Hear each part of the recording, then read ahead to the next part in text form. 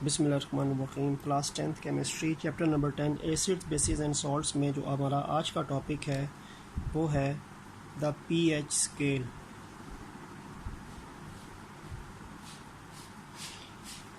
PH scale आपको बताता है कि आपके पास जो केमिकल सब्सटेंस है वो एसिडिक नेचर का होगा या बेसिक नेचर का होगा या न्यूट्रल नेचर का होगा, और ये आपको उसकी स्ट्रेंथ भी बताएगा। अगर एक चीज़ एसिडिक है तो वो स्ट्रॉन्ग एसिड है या वीक एसिड है, और अगर एक चीज़ बेस है तो वो स्ट्रॉन्ग बेस है या वीक बेस है। तो जो पीएच स्केल होता है इसकी वैल्यू होती है जी 0 से लेके 14 तक, और ऐसे सॉल्यूशंस जिनकी वैल्यू 0 से लेके 6 तक फॉल करती है दे आर एसिडिक, वो एसिडिक होते हैं। और ऐसे सॉल्यूशंस जिनकी pH 7 होती है वो न्यूट्रल होते हैं, वो एसिड भी नहीं होते, बेस भी नहीं होते। और ऐसे सॉल्यूशंस जिनकी pH 8 से लेके 14 तक होती है वो बेसिक होते हैं, बेस होते हैं। तो पहली बात है कि pH स्केल ने आपको pH स्केल की वैल्यू पता हो कि 0 से 14 तक होती है, और ये आपको chemical nature of chemical substance के बारे में बताता है कि वो एसिडिक हैं, बेसिक हैं या न्यूट्रल हैं। तो 7 से पहले 7 जो है ना, ये बिल्कुल आप कह सकते हैं कि ये मिड पॉइंट है। तो 7 से ऊपर, 7 से लेस दैन जिनकी भी pH होगी वो एसिडिक होंगे, 7 से ज़्यादा जिनकी pH होगी वो बेसिक होंगे। तो 0 से लेके 6 तक जो है वो एसिडिक हैं, और 8 से लेके 14 तक जो है वो बेसिक हो गए। ठीक है। अच्छा, फिर इसमें एक और चीज़ भी है। अब अगर मैं कहता हूँ कि 0 वाला भी एसिड है और 6 वाला भी एसिड है, तो अब इसमें जो 0 वाला है ना, ये होता है जी स्ट्रॉन्ग एसिड, ये स्ट्रॉन्ग एसिड होता है। और जो 6 वाला होता है ना, ये वीक एसिड होता है, इट्स अ वीक एसिड। इसी तरह आपको बेस के बारे में बता दूं कि 8 वाला जो है ये वीक बेस है, it is a weak base. और 14 वाला जो है ये स्ट्रॉन्ग बेस है। तो एक तो आपको वैल्यू फॉल होने pH की किसी भी रेंज में ये बताता है कि आपके पास एसिड, बेस या न्यूट्रल कौन सी नेचर का केमिकल सब्सटेंस है, लेकिन ये आपको स्ट्रेंथ भी बताता है कि एसिडिक सॉल्यूशन की स्ट्रेंथ भी बता देगा और बेसिक सॉल्यूशन की स्ट्रेंथ भी बता देगा। तो pH अगर कम होती है तो एसिड स्ट्रॉन्ग होता है, pH बढ़ती है तो एसिड जो है वो वीक होना शुरू हो जाता है, एसिडिक स्ट्रेंथ कम होना शुरू होती है।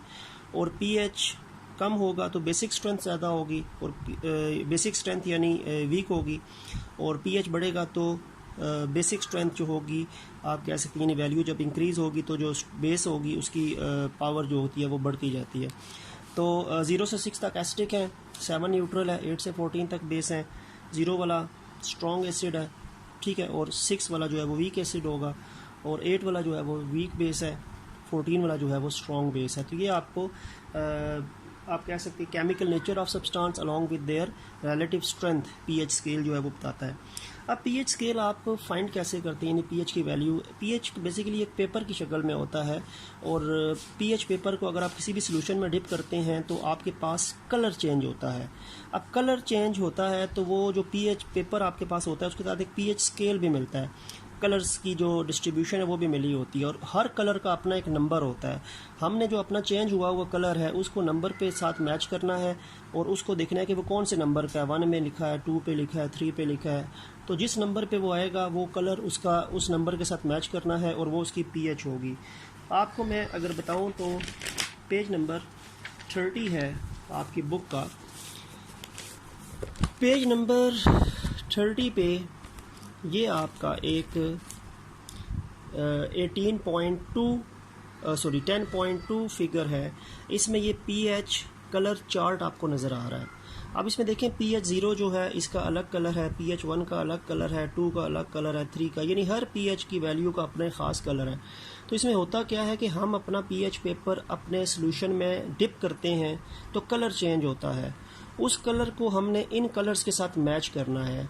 वो चेंज हुआ वो कलर जिस कलर के साथ मैच हुआ, हर कलर की अपनी वैल्यू है तो उसकी वो वैल्यू होगी, और वैल्यू अगर 6 है तो वो एसिड होगा, 9 है तो वो बेस होगा। तो वो हर कलर की वैल्यू जो मैचिंग होगी उसके साथ हमने अपने चेंज हुए कलर को मैच करके स्केल की मदद से उसकी स्ट्रेंथ या pH की वैल्यू को फाइंड करना होता है। ठीक है, तो यानी सिंपल सी चीज़ है, कोई इसमें कोई रॉकेट साइंस इन्वॉल्व नहीं होती। ठीक है, अच्छा, तो ये तो एक कॉमन पीएच स्केल के मुतालिक एक टॉपिक था छोटा सा। लेकिन अब ये है कि कुछ न्यूमेरिकल्स भी आपको आते हैं और उन न्यूमेरिकल्स में आपको H पॉजिटिव आइन या OH नेगेटिव आइंस की वैल्यू गिवन होती हैं और आपको कहा जाता है कि बताएं कि ये सोल्यूशन एसिडिक है, बेसिक है या न्यूट्रल है। अब मैं वन बाय वन उनको अगर डिस्कस करूं तो आपका पेज नंबर 28 पे एग्जाम्पल 10.3 है। एग्जाम्पल 10.3 और एग्जाम्पल 10.3 में दो पार्ट्स हैं। पहले हम उसका पार्ट ए कर लेते हैं। पार्ट ए में उसने आपको बताया है कि एक अनरिफाइंड हाइड्रोक्लोरिक एसिड है जो यूज़ होता है स्टोन बिल्डिंग्स को और स्विमिंग पूल्स को क्लीन करने के लिए, और उसके आपने जो वैल्यू उसने दे दी है H पॉजिटिव आइन की वैल्यू दे दी है उस अनरिफाइंड HCl की 1 मल्टीप्लाई 10 की पावर -6 मोलर, यानी 10 की पावर -6 मोलर। वो जो HCl जिसकी बात कर रहा है उसमें हाइड्रोजन आयन की कंसंट्रेशन जो है वो H पॉजिटिव आइंस की 1 × 10 की पावर -6 है। हमने ये बताना है कि आइदर ये सोल्यूशन एसिडिक है, बेसिक है या न्यूट्रल है, वो हमें pH की वैल्यू से पता चलता है। अब हम क्या करेंगे, सीधा सीधा pH फाइंड करेंगे। pH का फार्मूला होता है negative log of the hydrogen ions concentration. ठीक है, यहाँ पे ये फार्मूला लगेगा। अगर आपके पास H पॉजिटिव आयन गिवन है तो pH फाइंड करने के लिए नेगेटिव लॉग ले लेंगे, और नेगेटिव लॉग लें तो H पॉजिटिव आयन की वैल्यू क्या है 1 × 10 की पावर -6। पावर स्टार्ट में आ जाती हैं, आपको पता है लॉग के रूल के मुताबिक। पीछे लॉग 10 1 × 10 बचेगा। ठीक हो गया, और ये +6 लॉग 10 की वैल्यू क्या होती है 1, तो pH आपके पास क्या आ जाएगी, pH आपके पास आ जाएगी 6 आ जाएगी। और जो pH 6 है इसका मतलब है कि 0 से 6 तक क्या होते हैं, एसिडिक होते हैं ना, तो this solution will be acid. इसकी pH 6 आई है तो ये आपके पास एसिडिक कंडीशन जो है उस सिचुएशन पे पूरा उतर रहा है। ठीक हो गया। अब आते हैं जी इसका पार्ट नंबर 2। एग्जाम्पल 10.3 ही है एग्जाम्पल नंबर, लेकिन उसका जो पार्ट है वो 2 है। सोडियम हाइड्रोक्साइड एक बेस है। सोडियम हाइड्रोक्साइड कहते हैं, सोडियम हाइड्रोक्साइड जिसको NaOH लिखते हैं, ये यूज़ होती है जी आप कह सकते हैं कि ड्राई क्लीनर के अंदर यूज़ होती है, ड्राई क्लीनिंग में। और NaOH में उसने आपको OH नेगेटिव आइंस की कंसंट्रेशन दे दी है। OH नेगेटिव आइन की कंसंट्रेशन दे दी है 1.0 × 10 की पावर -5 मोलर। और पूछा क्या जा रहा है कि ये जो NaOH की ये कंसंट्रेशन जो फॉल करती है इस वैल्यू में, ये सोल्यूशन क्या होगा, एसिडिक होगा, बेसिक होगा या न्यूट्रल होगा। अब वो तो हमें pH की वैल्यू से पता चलता है ना, POH से पता नहीं चलता, लेकिन हम पहले POH निकालेंगे और फिर 14 में से POH माइनस करें तो pH का फार्मूला एक और बनता है। तो सबसे पहले हम इसकी अब OH जब आपको गिवन होगा तो पहले POH निकलेगी। POH का फार्मूला होता है negative log of hydroxyl ion concentration, ये फार्मूला लगेगा। इसमें डायरेक्टली pH तो निकल नहीं सकती ना, OH है तो POH पहले फाइंड करेंगे। अच्छा, POH की वैल्यू है तो नेगेटिव लॉग वैल्यू तो वही है 1.0 × 10 की पावर -5 स्टार्ट में आ जाएगा, पीछे लॉग 10 बचेगा ना, 1.0 को 10 से मल्टीप्लाई करें तो ये 5 है, लॉग 10 की वैल्यू 1 होती है, ये POH आपका क्या आ जाएगा 5 आ जाएगा। POH 5 आया, pH 5 नहीं आया, ये POH 5 आया है। ठीक है, अच्छा POH 5 आया है ना, तो हमने तो pH से एसिड बेस की स्ट्रेंथ का पता चलता है, तो हमें एक फार्मूला पता है, हम लिखेंगे वी नो डैट। हमने एक फार्मूला लास्ट लेक्चर में ड्राइव किया था कि उस फार्मूले के मुताबिक ये था pH = 14 - POH। एक pH का फार्मूला होता है negative log of hydrogen ion concentration. जब आपको H positive ion concentration given है फिर तो वही फार्मूला लगा के डायरेक्टली pH निकाल सकते हैं। अब यहाँ पे OH गिवन था तो OH से पहले हमने POH निकाला और POH से फिर हम pH निकालेंगे, तो POH से pH निकालने का फार्मूला ये है 14 - POH। अब 14 तो फार्मूले का है, POH आपके पास 5 है, तो 14 में से 5 गए तो 9 बचते हैं। तो आपकी pH क्या निकल आई है? 9 निकल आई है। ठीक है, तो pH 9 किस कैटेगरी में फॉल करेगी? Basic. This solution will be basic solution. तो ये आपका बेसिक सोल्यूशन है, बेस है, क्योंकि 7 से ज़्यादा है ना। तो ये आपकी 2 एग्जांपल्स हो गई। आते हैं जी अब हम सेल्फ असेसमेंट पे। Self assessment 10.3।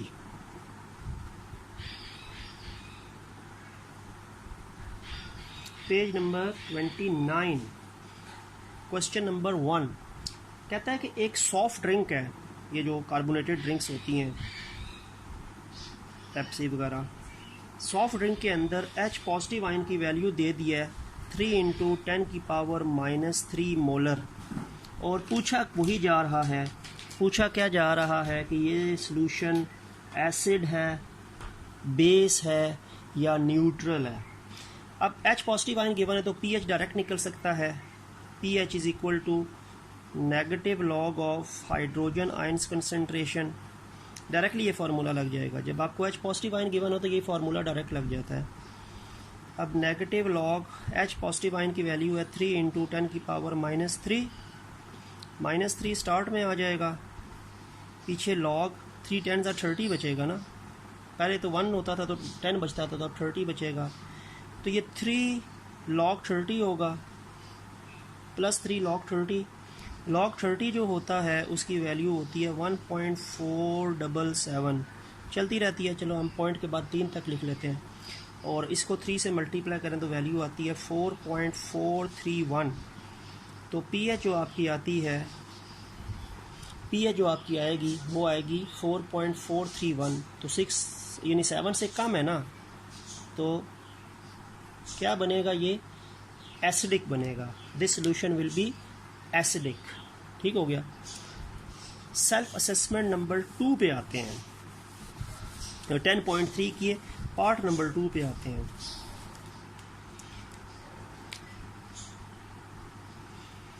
Ordinary vinegar, vinegar होता है सिरका, कि एक जो ऑर्डिनरी आम सिरका होता है वो 1 मोलर CH3COOH होता है, जो ऑर्डिनरी सिरका होता है। ऑर्डिनरी यानी आम सिरका जो होता है।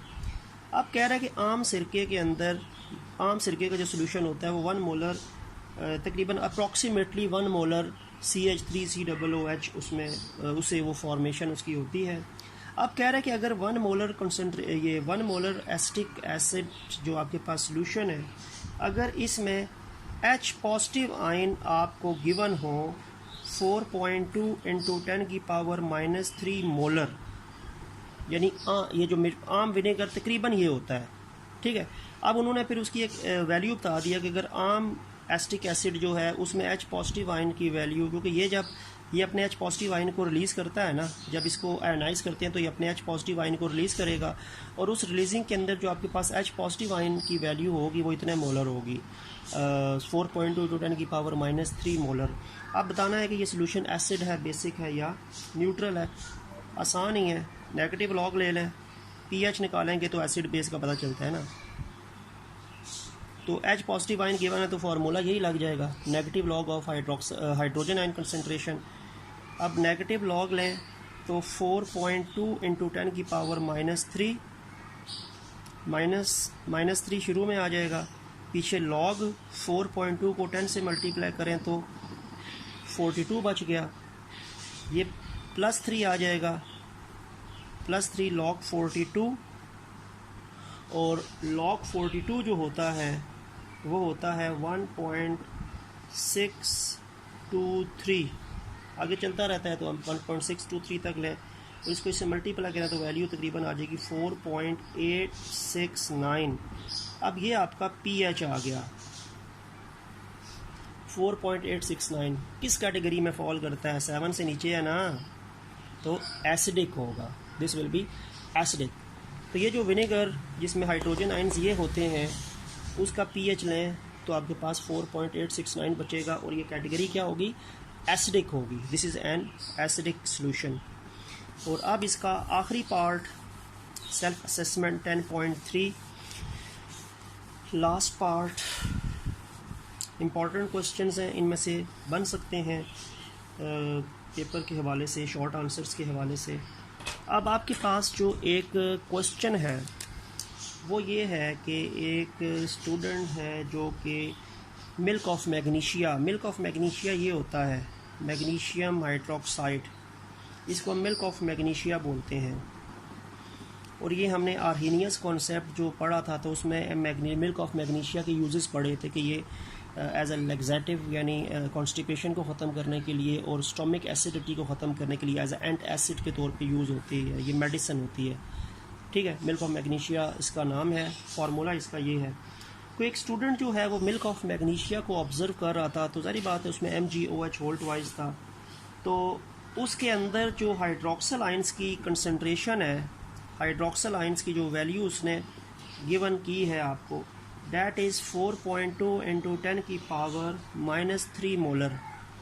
यानी हाइड्रोक्सल आयन कंसनट्रेशन की जो वैल्यू है इन मैग्नीशियम हाइड्रोक्साइड जब आयनाइज होगा तो सारी बात है ये मैग्नीशियम आयन्स भी देगा और हाइड्रोक्साइड आयन भी देगा। और जो हाइड्रोक्साइड आयन जो मैग्नीशियम हाइड्रोक्साइड यानी मिल्क ऑफ मैग्नीशिया की आयनाइजेशन से जो आपके पास मिलेंगे, OH नेगेटिव आयन जो आपके पास मिलेंगे, उनकी वैल्यू ये है 4.2 × 10 की पावर -3। बताना यही है कि ये सोल्यूशन एसिड है, बेस है या न्यूट्रल है। अब देखें आपके पास H पॉजिटिव तो गिवन नहीं है ना, अगर H पॉजिटिव गिवन होता, अब मैं नेगेटिव लॉग लेता, वो pH निकल आती, वैल्यू पता चल जाती। अब ये OH है तो मैं pH तो नहीं ले सकता, मैं POH लूँगा, तो इसको मुझे पहले POH लेना पड़ेगा। H पॉजिटिव गिवन हो तो pH लेते हैं, OH नेगेटिव गिवन हो तो POH लेते हैं। तो POH का फार्मूला होगा negative log of the hydroxyl ion concentration. ठीक है, हाइड्रोक्सल आयन कंसनट्रेशन का नेगेटिव लॉग, क्योंकि pH तो है ही नहीं, OH है तो POH फाइंड करेंगे। अच्छा, अब हाइड्रोक्सल आयन की वैल्यू लिख देंगे 4.2 × 10 की पावर -3, शुरू में ले आए -3 को, लॉग 42 बचेगा लास्ट क्वेश्चन की तरह, बिल्कुल वैसा ये शुरू में। फिर ये 3 log 42 है, और log 42 मैंने आपको पहले भी बताया था कि वो होता है 1.623, और 3 को मल्टीप्लाई करेंगे तो ये 4.869 आएगा। ये मेरे पास बच्चों निकला है POH, pH नहीं निकला। अक्सर बच्चे यहीं तक करके कहते हैं जी 4.8 है तो 7 से लेस है तो ये एसिड है, ऐसा नहीं होता। ये OH की कंसनट्रेशन थी तो मैंने POH निकाला है, ये मेरे पास पहले POH आया। अच्छा, POH मेरे पास आ गया 4.869, तो अब pH निकाल सकता हूँ मैं, POH से pH निकल सकती है। एक फार्मूला था, लिखेंगे जी, हमने पढ़ा था लास्ट टॉपिक में, लास्ट लेक्चर में, कि pH = 14 - POH, ये फार्मूला भी था।